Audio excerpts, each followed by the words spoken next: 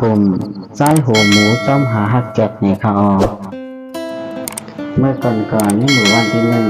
มีใจหนุ่มคนหนึ่งเตือนนาเพื่อนมาหลายเรื่องแล้วสิเพื่อถามมีลูกใจหลังคนหนึ่งเพื่อเกล่าวว่าลูกใจหลังคนนั้นเกิดออกมาหน้าตาซ้ำเป็นหมูเพื่อกล่าวว่าตัวซ้ำเป็นก้นแหล่แหล่เฮ็ดให้ขาสองก็ผมเองในก็เห็นนั้นทุกข้าใจแล้วก็เตออกเตอใจเตะโปมันนั่นก็เลยลัดกว่าที่มีมันว่าที่สังวาระจ้าฮารีเป็นมีวกรรมสังสมาเกิดในจังไหนฮ่าฮ่าจะเล่าค่ะสังเกตให้ดูข้างในนี่มากับสมองก้อยกาว่าลูกใจขานั่นก็เกิดออกมาในเสตาก็ใหญ่มาตั้งใจเห็นหยิบลายแหล่มีตั้งคู่กัดแขนหัวนับย้ำคุยใหญ่ก้นหลงเจออันอยู่ในวันคิดจำกันเช่นนั้นค่ะเย้ามาส่งค่ะคุณลูกคุณป้าไว้พนาในหลานไว้พนาในหลานเฮ็ดเจ้านั้นเสใจหูหมูก็เป็นที่คนตั้งหนังฮักหอมมันใจแหละอีหลูมันใจหิวในค่ะเย้ามันใจก็ใหญ่มาเสจะเฮ็ดกันพ่อแม่และแม่ย้ำผู้ใหญ่ก้นหลงเจออันมาให้กันจอมพ่อแม่นั่นอยู่เย้ากินข้าวห้าเลยลูกชายแม่ตึกเฮ็ดมาใหม่ๆใกล้แน่ตึกใหม่อยู่แม่ค่ะลูกใจก็ใหญ่เย้าลูกใจเคยเตะหน้าเฮือนแม่ใจหาคนตีเตะแต่หน้าเฮือนจอมลูกจงทีเลยห้าลูกใจก็ใหญ่เย้ามันใจก็เลยใจให้แม่มันหามีปันมันใจสิพ่อแม่มันก็เป็นนั้นนึกใจสิไหวด้วยหน้ากันสิวันก่อนอยู่แม่มันก็เลยรัดกับว่าที่ให้แม่หาที่ไหนหาเป็นพ่อย่อมหับไหลน่าลูกใจล่ะโอมันก็ทำกับว่าลูกใจที่เอาเมียได้จังหือหน้าตาเป็นหมูจังไหนเพราะว่าให้หาเมียได้ดอกเป็นหน้าหมูได้เลยกำนันลูกใจมันก็ตอบกับว่าก็ให้ลูกแต่หน้าเฮือนจะหมูได้ลูกใจเอาพ่อแม่หาปันลูกใจใดลูกใจก็ดีกว่าหาเอาก็เหลียวว่าจึงนั้นสิเฮ็ดจึงนั้นสิใจหูหมูก็ออกอย่างเฮือนกว่าสิหลายวันปงมีคาสองโก้นี่ก็ออกจอมหาก็อำหันเสตีนี่ค่ะอ๋อพ่อแม่ค่ะก็เปลี่ยนอันไม่มุกไม่ใจติ๊กนี่ค่ะอ๋อข้าวยามป้นกว่าหึงกะหือนี่ก็พ่อแม่เขาก็ใจถึงได้ไม่ใจจมติ๊นี่ค่ะอ๋อตัวใจถึงลูกใจหากุยแล้วเนาะแต่ลีน่าจะเป็นจังหือก่อนก่อนใจหูหมูเดี๋ยวเข้าตั้งนั่นใจหูหมูก็เลยยังสู้ดีคุณผีปาถึงเขาว่ายังให้คาใจในจอมหาฮักเต้ให้โทษในสีทั้งนั้นมันใจก็สิบออกเข้าตั้งกว่าแทงตั้งนาสีกว่ามาในป่าสีมันใจก็ต้องไม่เข้าสีนั่งกินข้าวแล้วก็นั่นรับกว่าดีแต่เงาไม่นั่นเน่าในเขามันใจก็ได้ออกเข้าตั้งมาหลายวันสีกว่ามาแล้วก็มาหาทบหันเมทาตึกคุดหัวมันอยู่แลมันใจเข้าถามเมทาว่าเมทามาให้สังในกันป่าในก็เลี้ยวค่ะล่ะโอ้ยตายเย้าเอาพันห้าเน่เฮ็ดสังก็โหซ้ำเป็นหมูตัวซ้ำเป็นก้นรัดความไรจึงในหลานแม่เป็นผีห้าเป็นก้นหือหอมหูโอ้ข้าเจ้าผีข้าเป็นก้นข้าอ้อในอย่าไปโกข้าไว้ใจข้าไล่ข้ามเฮ็ดสังเมเท่าค่ะนะเมทาเลยยินความคนนั้นเสียเมทาก็โกมันใจเย้านะคะอ๋อเมทาก็เลยยุ่มย้ำมันใจดาสีมุ่งในใจว่าใจก็ในไปสมบัติเหมือนก้นธรรมตาสีตาก็อยากเปิงไปสีตาก็มันใจในหมอนัดย้ำคนเฒ่าคนเก๋แน่มีสกิแม่เฒ่ามาคุดหัวมันกินในเจ้าหนุ่มแล้วเจ้าหนุ่มซ้ำลูกกังเลยมาหลาไล่ข้าออกเฮือนมาหลายวันยาวค่ะออกมาที่ติ๊กเสมาถึงเจ้าในค่ะให้แม่เฒ่าหิ้มในค่ะห้าตรงนี้ลูกหลานค่ะแน่แม่เฒ่าเป็นแม่ไม้อยู่จังดูยิ่งสองก็ เมื่อใจหูนั่นได้ยินแม่เฒ่าว่ามันมั้งอยู่จอมดูยิงสองก้อนเลยสิมันใจก็เวลาลองเต้หนีแม่เฒ่านั่นกำเหลียวนี่ค่ะอ๋อ แม่เท่าค่ะเขาออกจอมหาคนตีเตนะฮันจอมขาใจก็การไม่แพ้เอาปัญหาคาฮังจ้าน่ะอ๋อ เมื่อแม่เฒ่าได้ยินความใจหูหมูนั่นดัดออกมาจากนั้นสิแม่เฒ่าก็เป็นนั้นนี่ลูกมากำเหลียวนี่ค่ะอ๋อ พอใจเขตินะฮันเต้เมเท่าเตเฮอใจหูจักดูยิ่งเมเท่า ไอ้ซึ่งนั่นเสียใจหนุ่มก็ใจเมเท่าก็นั่งคดมันเสียพอเย้าก็เมเท่าก็ในห้องเอาใจหูหมูนั่นเมื่อดูดีขึ้นนี่ค่ะอ๋อ หอยสูงน้องทั้งสองนะหมูรัดความใดน้องทั้งสองแอบไปโกปีพี่ก็เป็นก้นธรรมดาก้อยเตรียมยำเฮ็ดให้ไผ แม่เท่าก็เลยวุ่นให้ใจมันว่า อ๋อใจคนไหนมักเปลี่ยนก้นธรรมดาหลงโดยมันใส่เสื้อโค้ทแต่มันสักเทหลงไว้ในก็เลยตีนะเฮิรนจมรู้ยิ่งขาแต่อักติหักรู้ยิ่งขาอยู่หลงโดยหางมันแต่รีบที่ในก่อนแน่นานเลยที่คำเย้ามือพุกมาจงได้ออกเข้าตั้งกว่าที่แรก ตั้งแต่ไรลือเฮือตีเฮือนเมเท่าเขาสามก็เสียใจหนุ่มหูหมูในก็ไม่ตั้งเสื้อใจเต้ๆนี่ค่ะอ๋อตัวยิ่งเมเท่านั่นก็เจ็บใจนาหมูเสียจู้ใจนาหมูกับโคตรโหมันจอมกันแทงเลยค่ะอ๋อ พี่ค่ะมาคาแล้วอ่อนกันกับคุดโหมันอ๋อตัวนั้นก่อนแน่ ครั้งนั้นเมเท่าก็เลยห่อดูยิ่งมันนะอุกหนีลองใจหูหมูนั่นเสียแต่เฮอดูยิ่งมันเห็นเฮือนจอมใจหูหมูนั่นดันก็ในค่ะอ๋อเฮ้ยกะว่าก็ปีซ้ำเทงแรง ลูกอมแค่เกนะเฮิรนจงใจของหมูค่ะแม่ยังวันหน้าตามันหักจ้าหนา เอกาก็อยู่หลบยิงก่อนตั้งสดก็เรียกเสือไล่ปันคอมันแก่นในมันว่าตีแต่นะฮะจ้องใจของหมูเนี่ยค่ะอ๋อทั้งนั้นเมทาก็เลยลาหนีใจของหมูเสีย ผู้หญิงค่ะ ก่อนตั้งซุดก็เรียกนั่นเก๋นะเฮิรนจอมหลานใจให้เธอใจของหมูนั่นจงเสือเต้เนี่ยค่ะอ๋อคำนั้นใจหนุ่มของหมูในก็เลยตีนะฮะจ้องหลบยิงเมทานั่นเนี่ยค่ะอ๋อเจ้าหนังนั้นเสียพอเมใจหัวหมูนั่นเลยคู่ขาวเงาสิพอเมใจหัวหมูนั่นก็เลยมาเปิดปังเขียค่ะ กำลังซุดลูกห้าก็เฮ็ดทุกพักเตี้ยเนาะบุตรเท่า จะเย้านะเท่าเฮ้อลูกไปหาดีติเตี้ยว ผู้หญิงสาวค่ะห้ามเตี้ยมันไม่แม่ก็อันนี้อีสังปันแม่ตียันสู้ให้นี้ลูกเต็มบ้านนั่นเต็มเมืองเสียกัน ครั้งนั้นพอเมใจหัวหมูก็ในเฮ็ดเฮือนอ่อนไหวปันขาสองก็ผมมีสี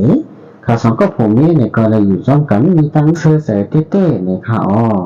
มาไปอยู่มันนักหนาน้อยอยู่ลำเต้ ใจหนุ่มหัวหมูนั่นก็พออีหลูมันนางสีเลยมันตุกขาดจอมันใจเนี่ยค่ะอ๋อก้นมาหลายเดือนสีน้ำหมูวันเขาตีนี้ป้อยห้องความใหญ่ป้อยกาเจ้าไหนเนี่ยค่ะอ๋อก้นหมูวันเขาเนี่ยก็ในวันกันอยากกินข้าวกินน้ำไปถ่าวันตาตอนตาสีกว่าต้อยป้อยนั่นเนี่ยค่ะอ๋อ ดีเฮาปัดด้วยป้อยในเป็นให้ดีเลยล่ะซึ่งหัวว่าในกล้วยอื่นเนอะให้กินข้าวสิเฮามันอิ่มต้องไว้เลยกูกลางขึ้นต้องไม่ข้าวเฮาอ่อนกันกะต้วยกูอ่อนตั้งขึ้นเปิ้นเอาค่ะพี่กินข้าวแล้วเฮาอ่อนกันกินข้าวเท่านั้น กำนั่นมีนังใจหนุ่มหัวหมูนี่ก็ให้ยินข่าวเสียแค่กว่าต้วยจอมเปินในแลมาปุ๊บก็เป็นโผมันนางนั่นในข่าว ดีค่ะลูกค่ะแม่ยิ่งข่าวว่าเป็นเดมาเฮ็ดเปิ้นนี่หลวเฮาในดีใจว่าน้องกะต้วยพองจังได้ห้าน้องก็แลพี่ต้องเจ็บตั้งขึ้นนั้นหรือเฮย่ำไปหายพี่เก็บไปเฮิรนก้อยน้องก็แลค่ะน้องติกะจ้อมก้นนี่หวานก้อยปะนั้น กำนั่นใจหมูผู้ว่ามีมันนางกว่าต้วยป้อยก็หรือเลยมันใจก็นางเสียถอดหูมันใจก็ที่กว่าต้วยป้อยเหมือนกันในข่าวคุยกับมันใจเงียดกว่า ให้มันถึงวันตั้งไม่นางมันเสียมันใจในโกก็ถึงตีป้อยให้โกกะเตียนกะกาจ้อมมันใจกะแขมเต้ๆในเขามีนางมันใจที่มาตุ้ยสัมโปอามลงกว่าในเขา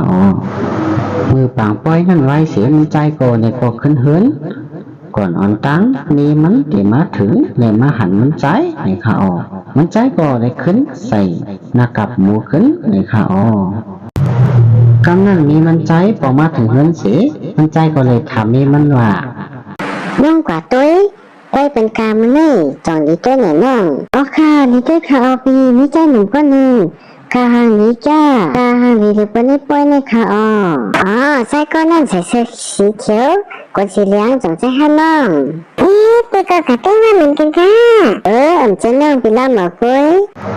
คำนั้นคนที่สองก็มีนางมันมาจูมันใจก่อนก็จำนางเสีย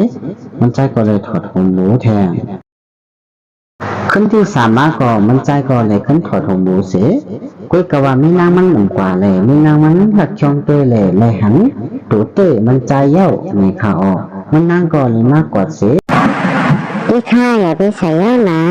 เขาแต่นั่งเล่นจอมกันเย้าหนูให้เป็นหูทั้งหมดค่ะพี่อย่าไปใส่เย้านะ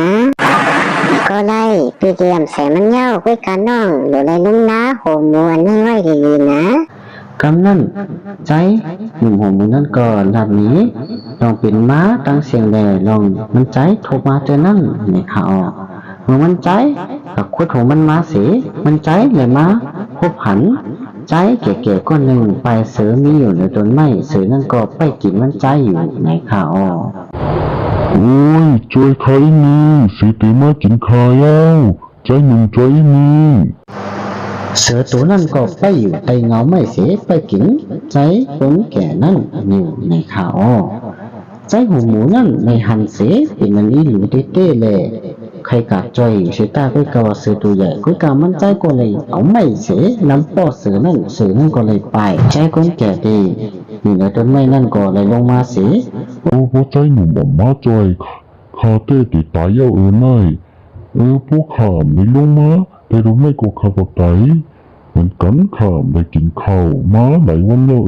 ไอ้หัวหมูเลยยินหนึ่งนั้นเสียข้าป้ามาหัวข้าอยู่ลุงข้าเอาก็กินข้าแน่ใจหนุ่มไม่กินละข้าเป็นสังข้ากินไม่เย้าเอาก็กินแน่ไอ้เจ้าหนังเสียใจคนเท่านั้นก็พูดในใจว่าโอ้ใจคนในมีน้ำใจดีๆ